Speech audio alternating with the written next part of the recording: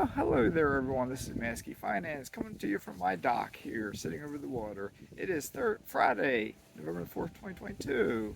And remember, I'm not a financial advisor, I'm not a CPA, I'm not an attorney. I am going to talk to you a little bit about seller financing. So if you like my content, please feel free to click the thumbs up.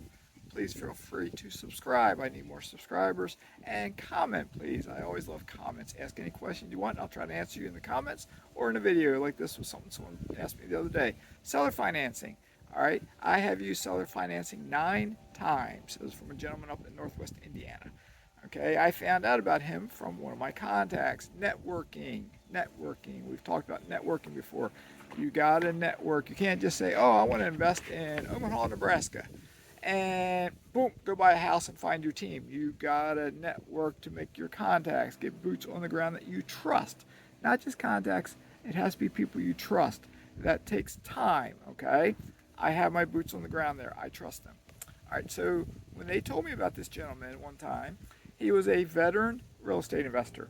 He had owned, I think at his peak, roughly 500 rental properties. It's a lot of rental properties. And he was interested in selling some off because he's getting older, wanted to sell some off. And I was told that out of the houses that identified to sell, they were going to be in rough shape. They had tenants in place. My contact there, I had them look at a variety of houses for me. I forget how many.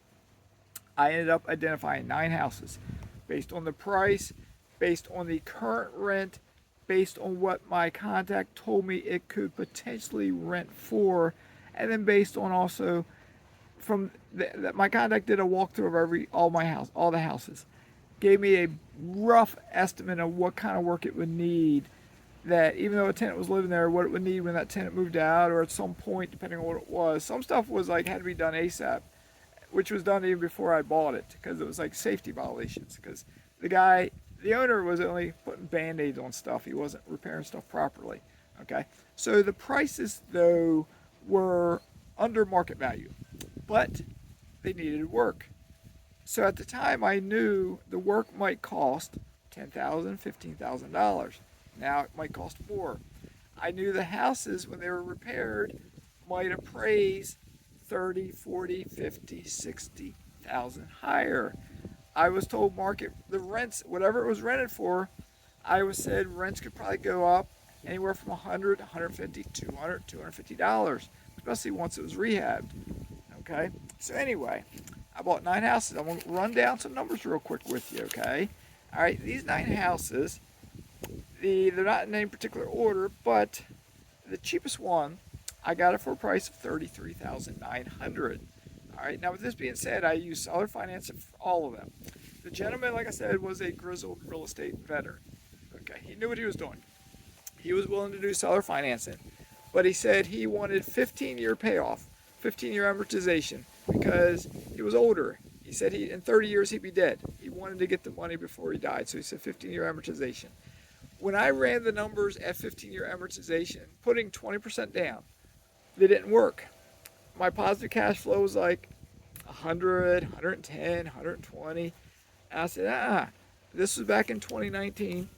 I knew I wanted to, 2019, make sure I got it right, 2019. I knew I wanted to potentially, 2017, 2018, 2020, it was 2020, not 2019.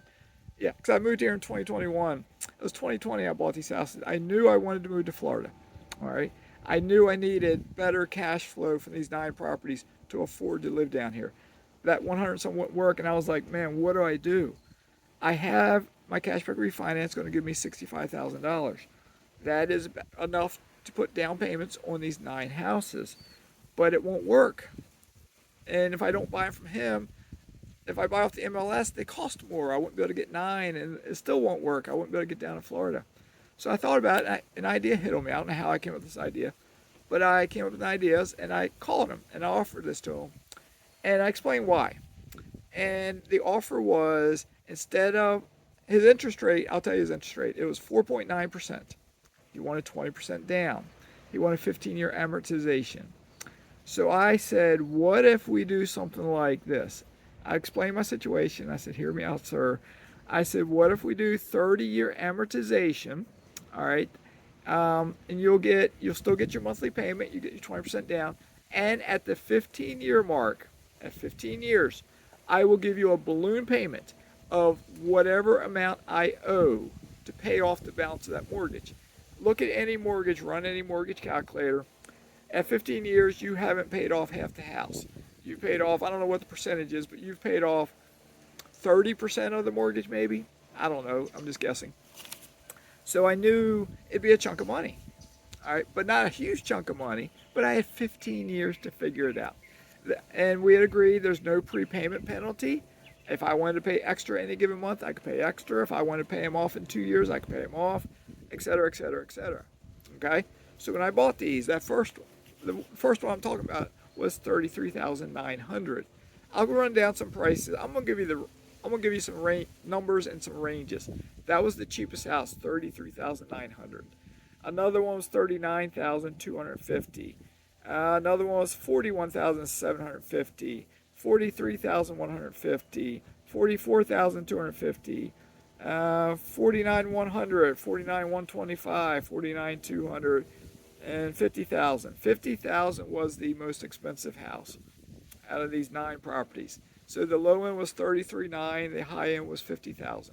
Okay, when I got these, rents were below market value. Rents were, I didn't write down because didn't have it handy. The original rents. This was 2 years ago. Rents have been increased since then.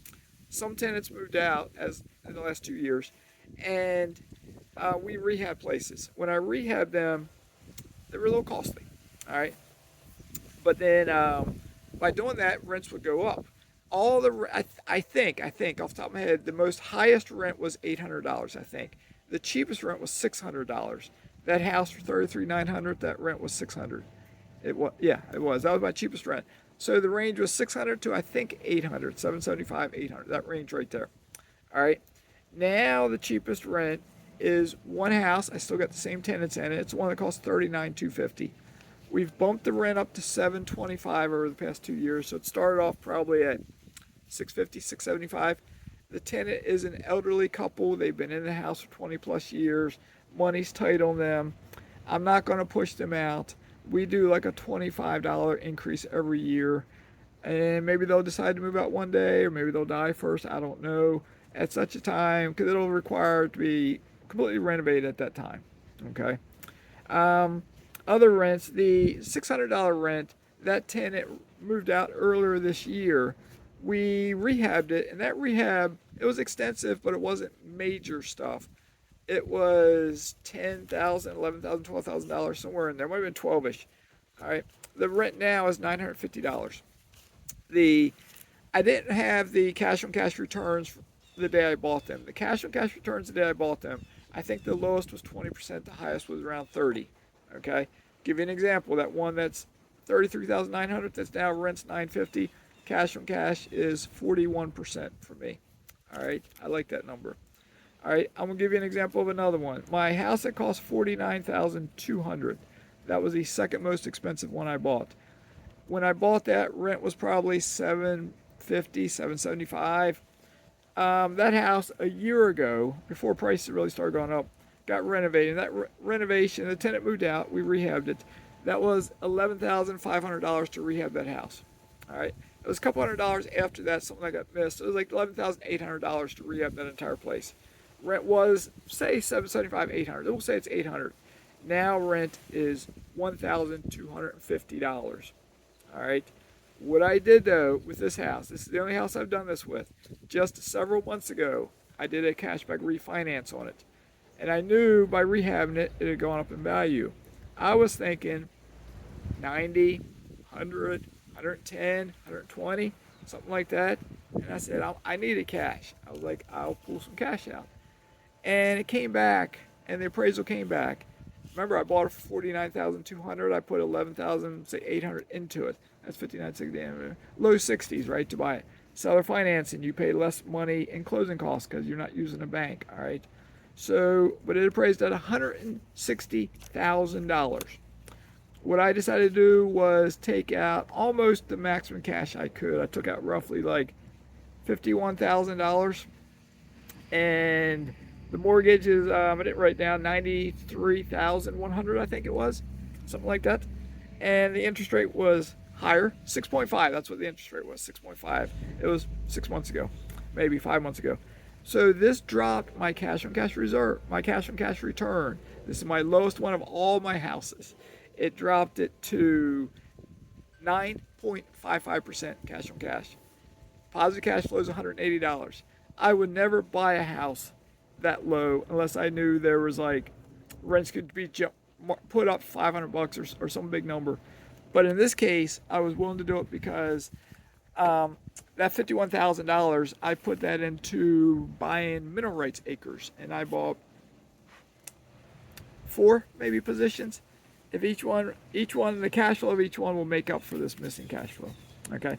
Some of my other current cash on cash returns: 36.75, 40.68, 37.05%, 34.38%, 37.05%, 48.24%, 38.96%.